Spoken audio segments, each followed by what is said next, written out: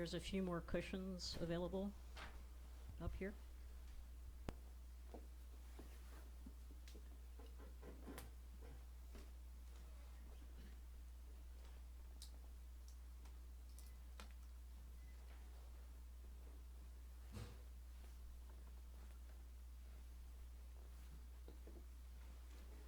Good morning to everyone. All of you who have gathered here, and also all those who are joining us over the streaming as well.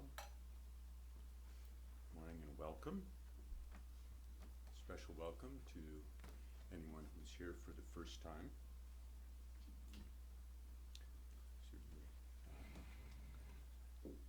Offer my wish that this be a fruitful thing to have to come this morning.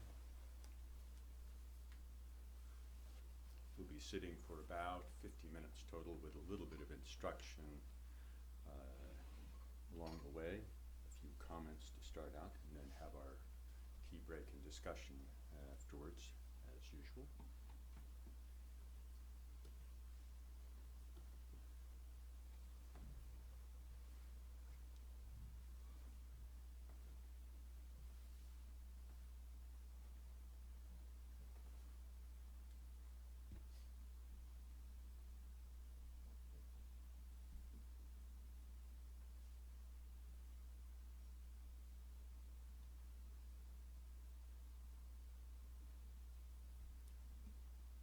We always begin our practice with the brief recitation, the prayer of refuge. Recitation includes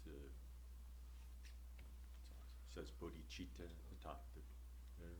Bodhicitta being the wish for not only the basic well-being, but the fundamental liberation of all beings from all forms of confusion and suffering.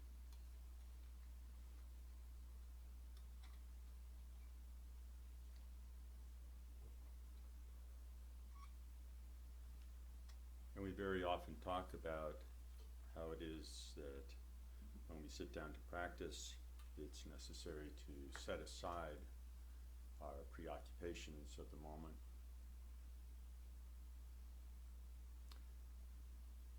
to turn away from being wrapped up,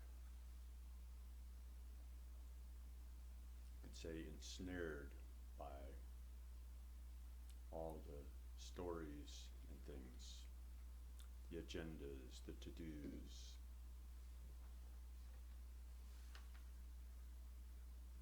the reactions to all the things going on around us.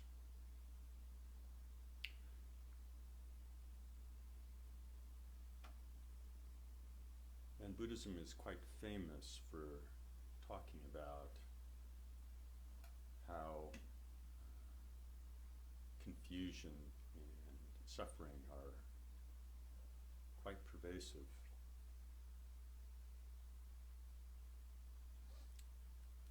Famous enough that when I told my mother that I was Buddhist, she looked at me knowingly and nodded and said, "I know all about the religions of despair." So that's been a tough climb from there.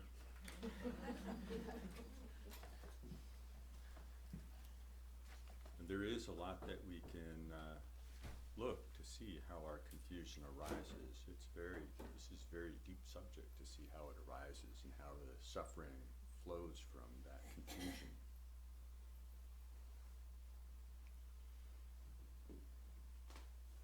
I think it's also good to remember that there is something very fundamentally positive that we can discover. And so going from the Four Noble Truths, which include the truth of dissatisfaction and suffering and the causes thereof, to fast forward to the third noble truth, the first being the causes, the truth of suffering, the second being the causes, the third being that cessation is possible, and the fourth being the path, that there is a way to actually accomplish this cessation of suffering. And it's beyond just the cessation. The word for Buddha actually includes both aspect of the cessation as well as the aspect of the unfolding of all that is profoundly positive.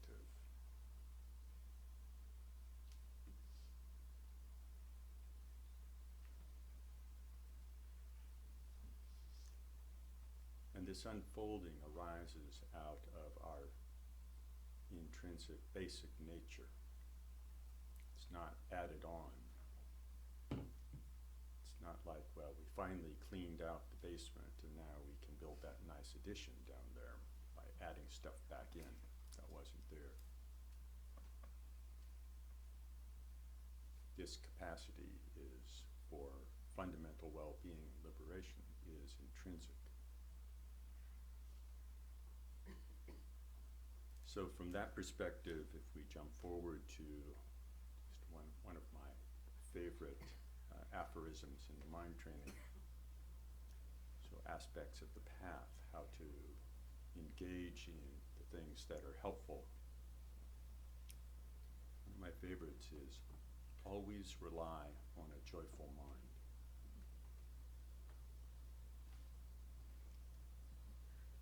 And for a religion of despair, that's kind of a shocking contradiction at first. But it's a very fundamental thing. We usually think of our happiness and our dissatisfaction, our anxiety as things that are the result of what goes on around us and our, quote, natural response to that.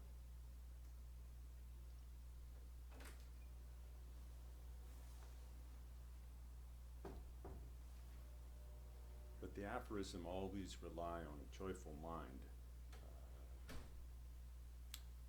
pokes a hole in that kind of logic that our state of mind is fundamentally dependent on what goes on and our reactions, our quote, natural reactions.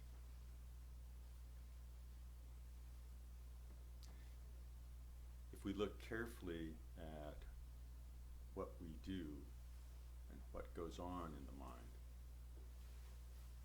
we can identify our perceptions, our sense of understanding what's going on based on memory, all the stories that go on in our minds, the emotional reactions that go on with that. And it all feels like a seamless, natural flow. So the notion that we would always rely on a joyful mind should cause us to consider, how would we relate to our experience?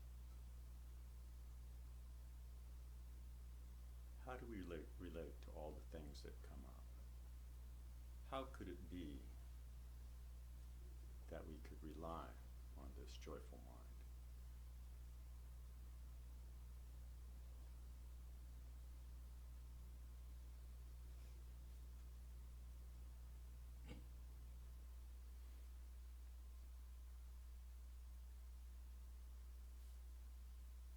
Generally speaking, to solve that question, we would speedily engage in a lot of thinking about stuff and relying on memories and trying to analyze and basically, in short, do the same thing that we generally always do. But to give a slight hint, one of the things that we need to do is to be able to actually just see what's unfolding in our minds. And once we see what's unfolding in our minds, to be able to let go of those stories that ensnare us.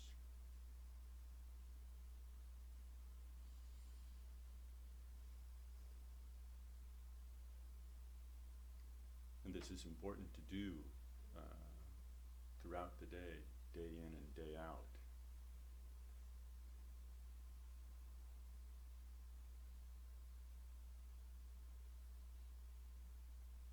But it relies on basic ability to pay attention and a basic ability to simply let go when we find ourselves ensnared.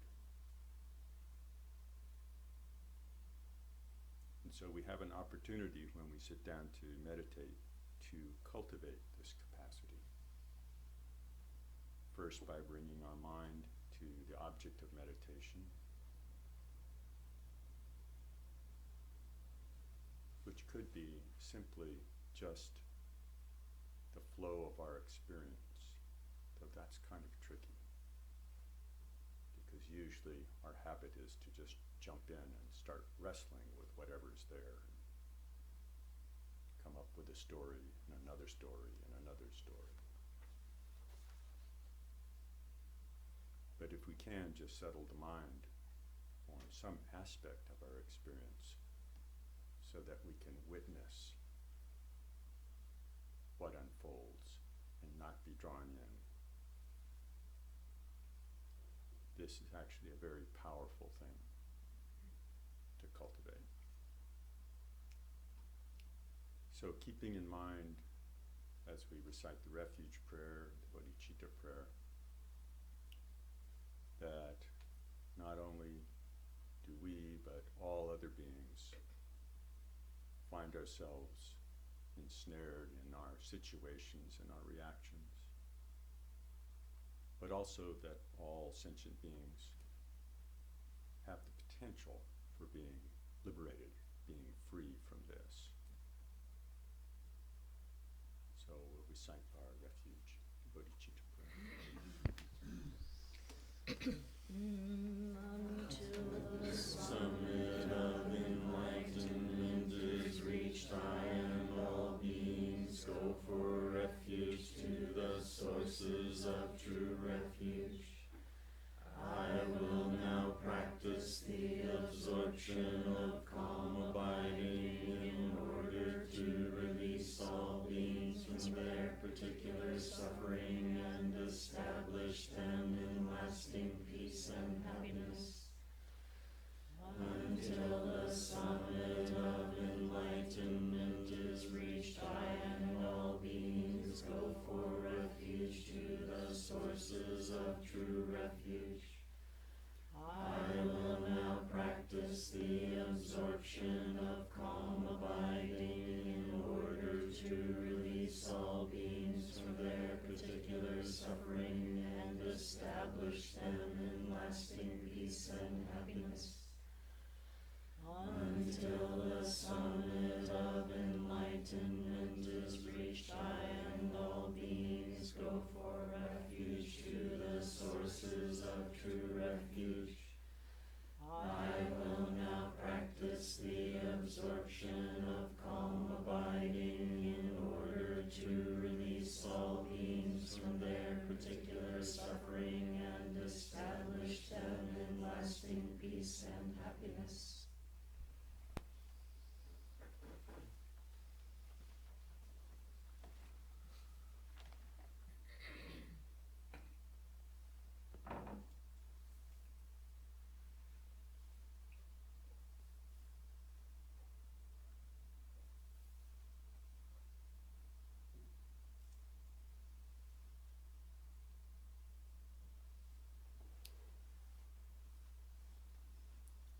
If you're familiar with calm abiding practice,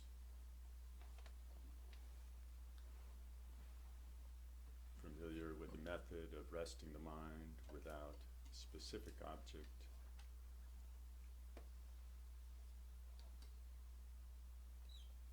and just rest.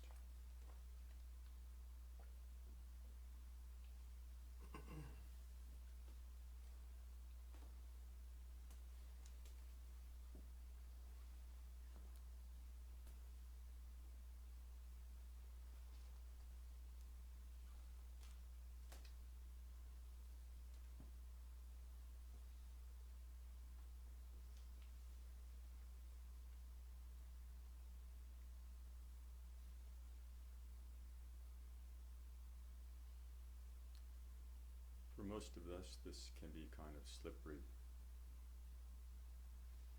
and we can quickly find ourselves lost in our response to thought, a memory, a sensation.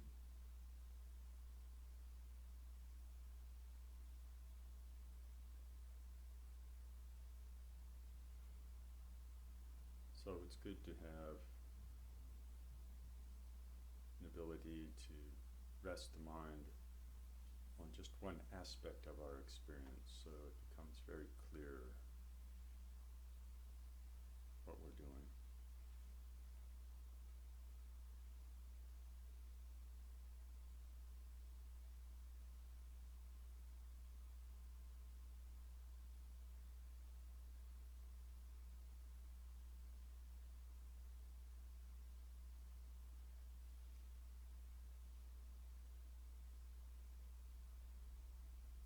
Our act of breathing produces a flow of experiences.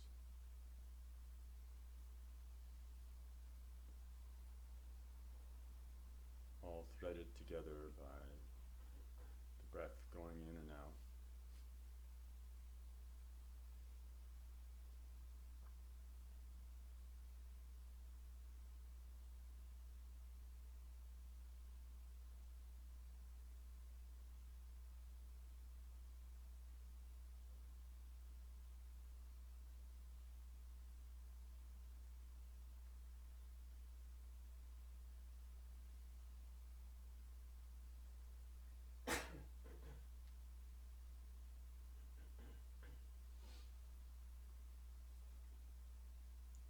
Allowing the mind to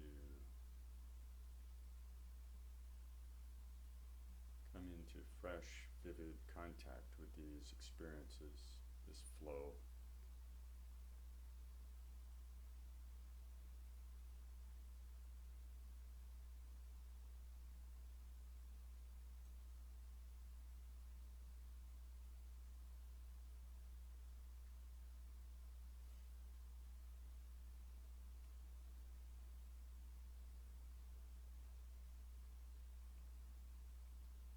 Thoughts about the breath may arise.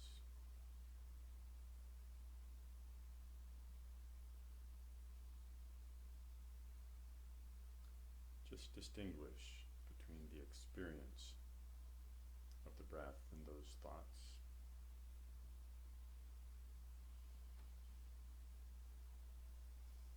And let the mind settle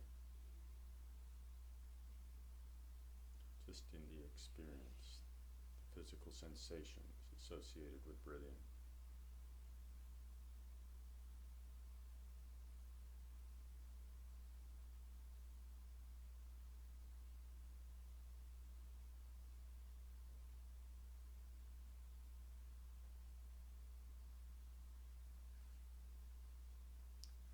Just meet it however you find it.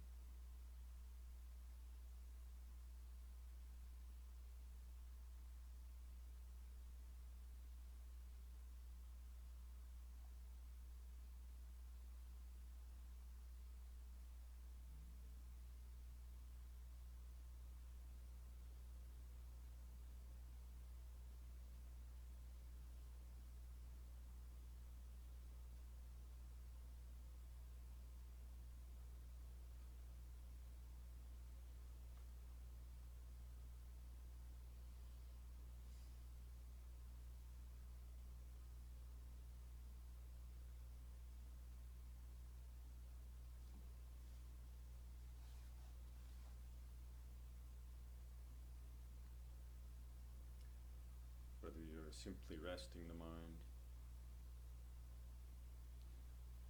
or following the breath,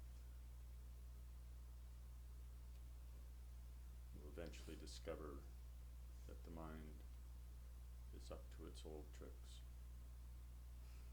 lost, wrapped up.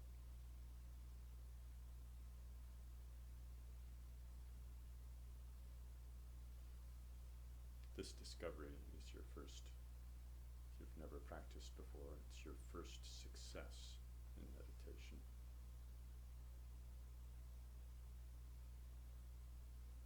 just as we can discover something about our basic experience just by resting.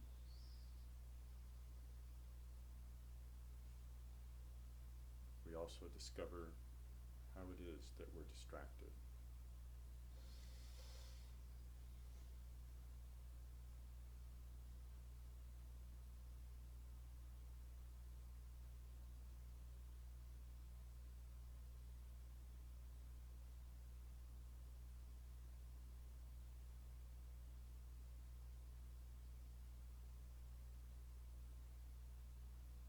Whenever we wake up in the midst of distraction, or simply find our mind, attention wavering some, just refresh our attention.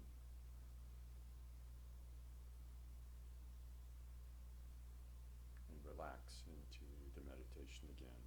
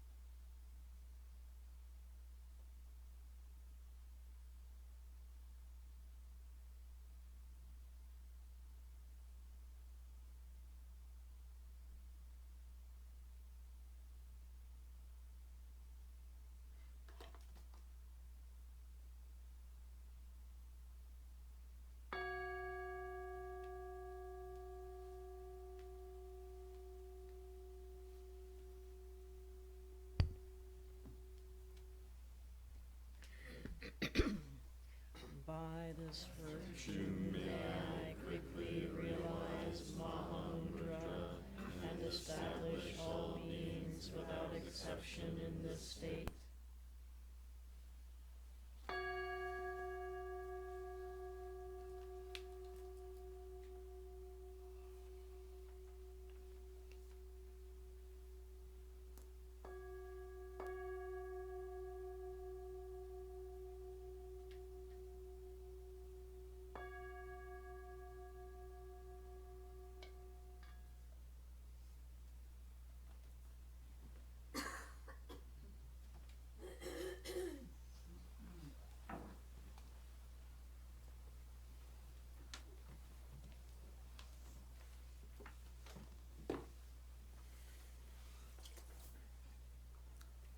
Thank you all for that nice meditation session. I haven't been here, so I don't know what's going on.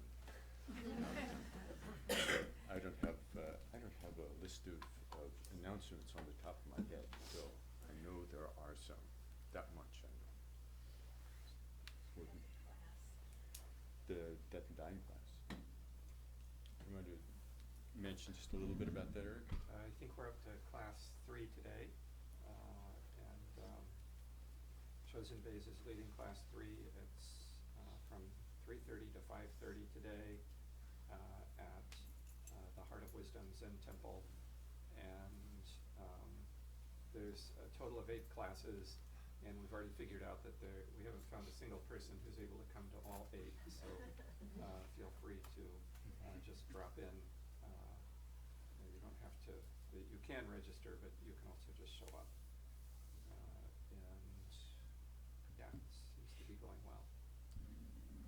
Dora and I missed last time because we had to go to a funeral. Pretty good excuse. Pretty good excuse for missing a class in death and dying. You're doing the practical. And I think everybody, what? Oh, yes, a report on the mind training group.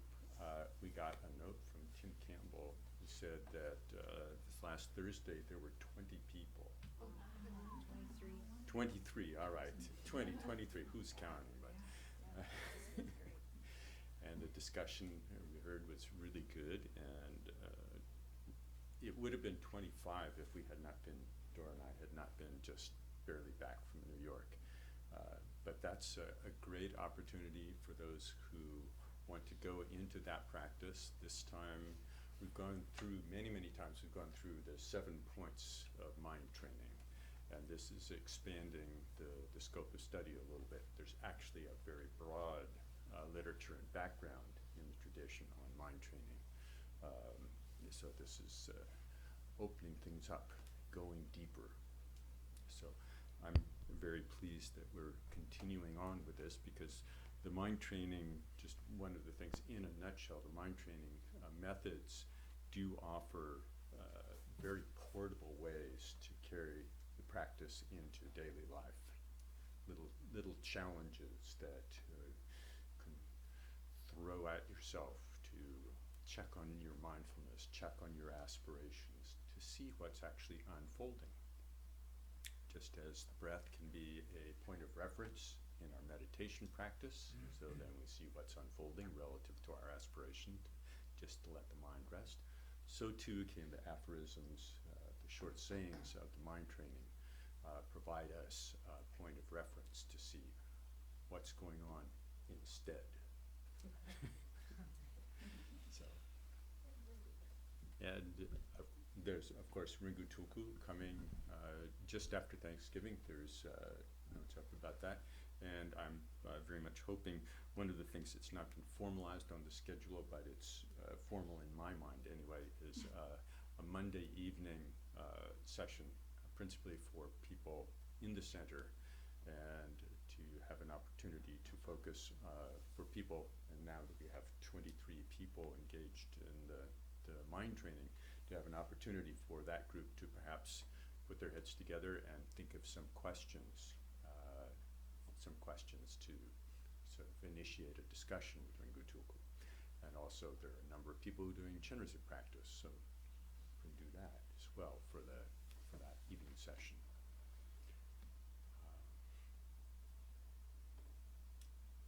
Young adult group? Young adult group.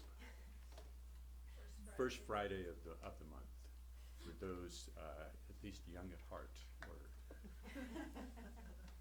it's self-described. There's no age limit. Could I introduce someone? Sure, please. My friend Savai came last week and was so impressed with us that she brought her husband. So I'd like to introduce Michael Bennett on the back bench. Please say hello to him. Welcome. And now we'll have an opportunity to get together and connect with each other, meet new people, reconnect with old friends, and have some tea, and come back in 10 to 15 minutes whenever our esteemed chant leader determines, oh, come on now. No self-denigration. When Miriam rings the bell, we'll come back for discussion. And for those who don't know, restroom at the back of the kitchen, straight back, one down in the basement, one upstairs at the end of the hall. And for anybody who hasn't had a chance to introduce themselves to me or Eric or Dora, please feel free to say hello. We'd love to meet new people. It's up to you now.